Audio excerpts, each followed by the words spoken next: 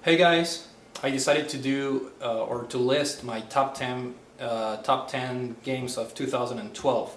I was gonna do a top 5 list, but decided to do a top 10 since I got quite a few games this year. But I do have to give a disclaimer that I did not buy every major release this year. There are a lot of great games that I still have on my wish list. So please don't get upset if some of your favorite titles are not included here, because I just don't have the time and the money to buy every game that I want to play. So there are a lot of games that I really want to play that were released this year, but I just didn't have the time or the money. So bear with me. Let's start with number 10, and that is a Vita game, and it's Hotshots Invitational World Tour. This is the perfect pick up and play arcadey type of golf game. Really easy to learn, but the game can get quite challenging later on. Tons of unlockables, pretty good online functionality, and it was one of the launch games with the Vita. So in my opinion, it's a must-have. It's very similar to the PSP Hotshots games, but just with better graphics and more unlockables, and in my opinion, a must-have. Very nice pick-up and play game. At number 9, we have a PlayStation 3 game, and that game is Journey. This is the collector's edition, and which comes with 2 other games, but the 2012 release is Journey, developed by That Game Company. I was looking forward to this game a whole lot because I was a big fan of Flower, which in a way shares a lot of similar things to Journey, in the sense that you're set out to explore, and it's based on a very abstract and simplistic concept, I guess. And but Journey just didn't impress me as much as Flower did, but still, it's a great game. There's a lot of exploration, and it's just a different experience when you play this game. Definitely a game very worthy of checking out. The next game I have is the one playing here on the background, and that game is the last story for the Nintendo Wii. This is definitely the last great game to be released on the Wii, and it's one heck of an JRPG. It has the biggest positives with this game are the characters and the story.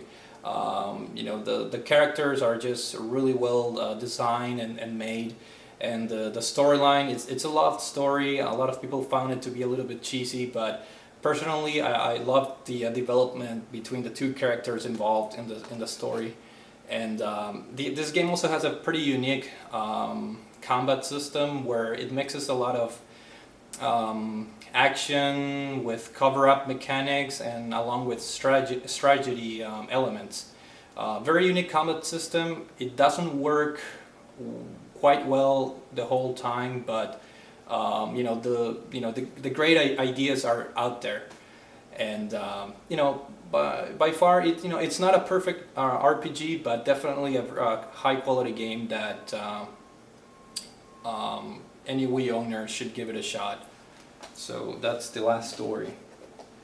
And then at number 7 we have Resident Evil Revelations for the Nintendo 3DS. And I like this game quite a lot, because even though it has that from behind the view perspective from the modern Resident Evil games like 4, 5, and 6, the game actually focuses in the survival horror elements that made the first few entries in the franchise popular. The game has that high tension, sort of low ammo throughout the entire game situations where you really have to be careful and on how to approach different areas of the game. The game has a cheesy storyline, but the graphics are great. This is by far the best looking Nintendo 3DS game, and one of the best handheld looking games overall, period. Also, the game has a pretty fun online co-op mode that adds a lot of replay value to the game. So Be sure to check this one out if you have a Nintendo 3DS. It's definitely perhaps the best portable Resident Evil experience you're gonna get. At number 6, we have a Nintendo Wii game that surprised me in a very positive way, and that is Sonic and All-Stars Racing Transformed. This is my first entry into the series. I'm a huge Mario Kart fan, and I was pleasantly surprised by the quality of this game. It runs great, it looks great, and most importantly, it's really fun. This game is a little bit more similar to Diddy Kong Racing for the Nintendo 64 in the sense that you can race cars, boats, and planes. But I like the dynamic elements of the game because you could be racing on a car during the first lap, and on the second lap something happens on the stage and your car transforms into a plane. So it has a lot of dynamic elements that really makes you concentrate on the game and on the track. And also this game is a huge fan service to all the Sega fans. A lot of Sega, memorable Sega characters and stages. So definitely a great game, and a great looking game too, by the way. So that's Sonic All-Stars Racing. Now we're gonna get into the top 5, and at number 5 we have another Wii U game that surprised me as well, and that game is Zombie U. I have not beat the game yet. I'm really close to, I'm pretty much at the ending of the game, so all I can say is that this is true survival horror right here. This game reminds me a little bit of No More Heroes for the Wii in the sense that this game has a lot of flaws, but it also has a lot of positive things going for it. So despite all the flaws that the game has, the game has a pretty good direction, and it's just fun to play. This is perhaps, it's not the best survival horror game that I played. That game would have to be the Resident Evil remake for the GameCube. But this game is the best, I guess, the best game that portrays the genre of survival horror. No other game, no other Silent Hill game, no other Resident Evil game puts you into that survival aspect like this game does. You have very limited ammo. You have an unforgiven death system where you could potentially lose hours and hours of progress just in one hit from a zombie.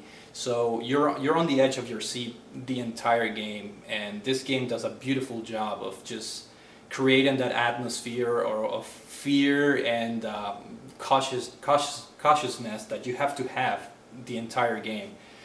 Very well done. I think some of the reviews on this game were pretty harsh for no reason. So here's hoping that the game does well, because I really want to see a sequel. A more polished sequel, because like I said, there are a lot of flaws in this game, so it would be nice to get a polished sequel for this game. At number 4 we have another PlayStation Vita game, and that game is Uncharted: The Golden Abyss. Now, my opinion on this game is going to be probably very unpopular, but in my opinion this is the best Uncharted game in the series. And the reason being, first of all, it looks great. For being a Vita and portable game, this is by far the best looking Vita game out there. Second of all, the combat system in this game is not as annoying as in other entries in the series.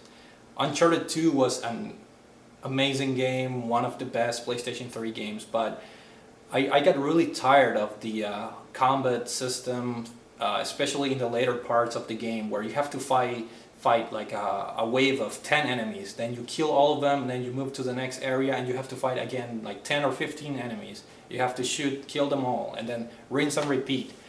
This game does a pretty good job of avoiding that repetitiveness, I guess. And it focuses a little bit more on exploration and platforming, which is a very welcome addition. And whenever you have a combat encounters with the enemy, they're not as hectic and unrealistic as other entries in the series. You only fight like 3 or 4 enemies at the most at one given time. So it just felt a little bit more realistic. Plus the storyline is pretty good. So definitely, in my opinion, it's the best Uncharted game in the series. Now we're getting finally to the in the top 3. So for number 3 we have Gravity Rush for the PlayStation Vita. This is a new IP by Sony, and like I said in my previous videos, this is a must-have game for all Vita owners out there. It's a very ambitious adventure game with a pretty vast world to explore, and it introduces just a lovable character in Kat, this girl right here, that you're set out to explore and free this city from these weird creatures that are invading, and throughout the whole game there's this very vague story that as you move along, the story progresses, but it keeps you, it's never clear what's going on, so you want to keep playing the game more to find out more about the past of this character, Kat. And the game definitely has some areas that need more polish to it. Like, for example, the combat system is not perfect, so hopefully if a sequel is planned out for this game, hopefully they manage to fix a little bit of the combat system. But again, this is a great looking game, great soundtrack, great characters, and just one of the top Vita games out there for sure. For number 2, I have yet another portable game, and that game is Kid Icarus Uprising for the Nintendo 3DS. It's been a long wait, almost, or I think 20 years, for a new Kid Icarus game to arrive on a Nintendo console, and Nintendo did not disappoint. They they appointed Sakurai, the director of the Smash Brothers series, to be in charge of this game, and you can definitely feel his touch on this game, because the game just has tons and tons of unlockable content, and the game has an incredible story that with surprisingly some plots in it that they're gonna keep you hooked to the game. One of the best features, in my opinion, of the game is the weapon system, where you can create weapons, you can fuse weapons, and once you learn the ins and outs of the system, it's extremely addicting. Trying to craft a weapon, a very powerful weapon, it takes some skills and understanding of the system. So you can in a way say that this game has some RPG elements, but at its core it's a great action adventure game where it mixes some gameplay elements from Star Fox and Sin and Punishment for the flying sections of the game, and for the ground sections of the game you're just set out to go on foot and use the weapons that you crafted throughout the game. So pretty long game, but very suited for a handheld experience.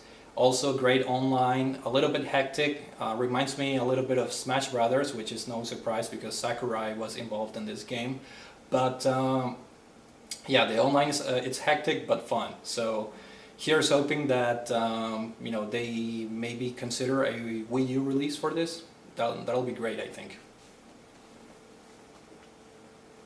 And number 1, the moment that some of you probably have been waiting for, to find out what my favorite game is, and it's no surprise, Xenoblade Chronicles, best game of 2012 by far.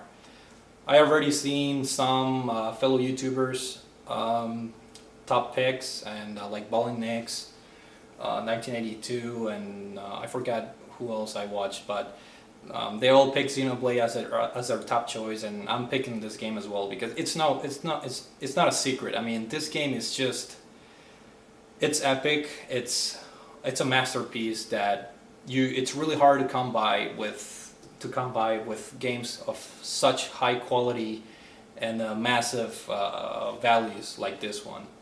I'm so grateful that the Operation Rainfall thing worked out, because missing on this game would have been a crime. Nintendo of America not bringing this game over here to North America would have been a crime. I'm telling you, this game oozes with high quality. It's a massive and epic adventure. As some of you may know already, this is a JRPG, but you know, the combat system, it's addicting. The storyline, they do such a great job, because this is a very long game. This is easily an 80 plus hour game, but they do such a great job with the storyline that it keeps you hooked, and there are new developments as you progress throughout the game that really make you want to play the game to find out what happens. And especially towards the end of the game, they just throw these crazy scenarios in the storyline that they make you go whoa, and you know, you just want to keep playing until the very end to find out what happened. But like I said, this game is worth, you know, owning a Nintendo Wii for. I mean, I'm not usually that type of person, but owning a Nintendo Wii just for one game, just for this game, is worth it. Trust me. I mean, and this is coming from me. I'm not a huge RPG fan. I wouldn't even list RPGs as my top 3, you know, genres. I have other, you know, genres that I enjoy more so than RPGs. But this game just took me by surprise. It's just a high quality game. Even if you don't enjoy RPGs, you should give this one a shot. It's a very massive game. Like I said, it takes 80 plus hours to complete. And if you want to fully complete the game with all the side quests, be ready, because it could take up to easily 150 plus hours, even 200 hours. The amount of side quests and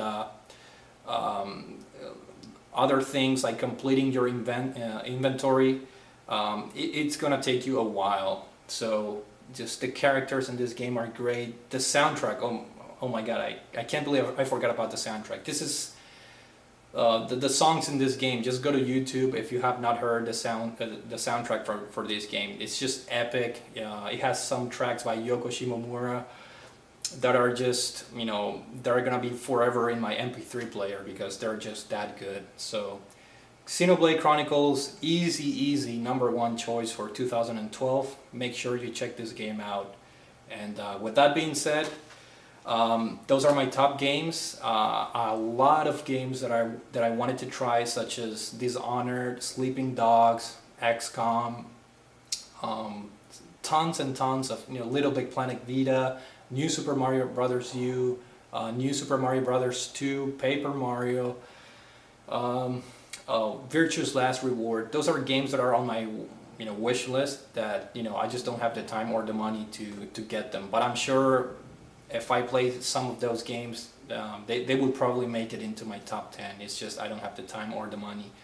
But I'm really looking forward to play this Dishonored, for example, because I've heard it's a little bit similar to BioShock, so that has my interest definitely.